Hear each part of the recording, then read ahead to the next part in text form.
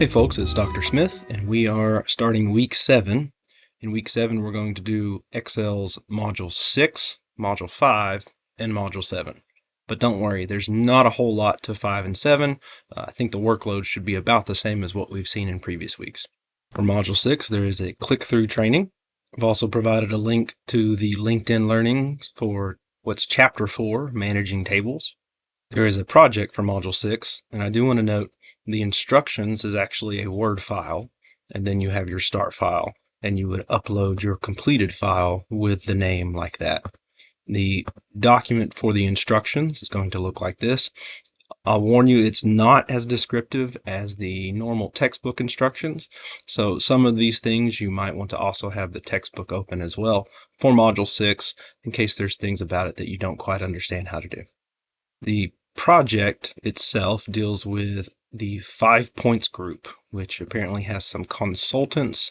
There's different tabs for different projects, and I believe that these names here, Kang and Valles, that they relate to names of consultants, and then the all consultants has to do with all of the consultants there.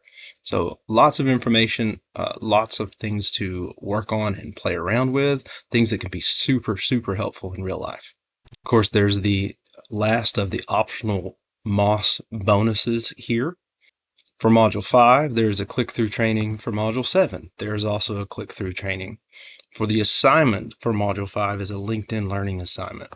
If you click on the LinkedIn Learning assignment for Chapter 5, you'll see that I've provided a link that takes you directly to the LinkedIn lessons that you're to follow. We've also included the 5-10 challenge document. It's going to end up looking like this when you start out. And once you've followed all the instructions, you complete that, you'll submit it here, and then I will manually grade this later. The final MOS task, optional task for this module, is the practice test. It's a practice exam for the Excel MOS certification. Like some of the other exams that we've done through MindTap, you're going to want to make sure that you have the page maximized if possible. What you might find when you open it up is that it's hard to find the instructions. The instructions are in a little bit different place. All the way down here at the bottom right is this maximize window.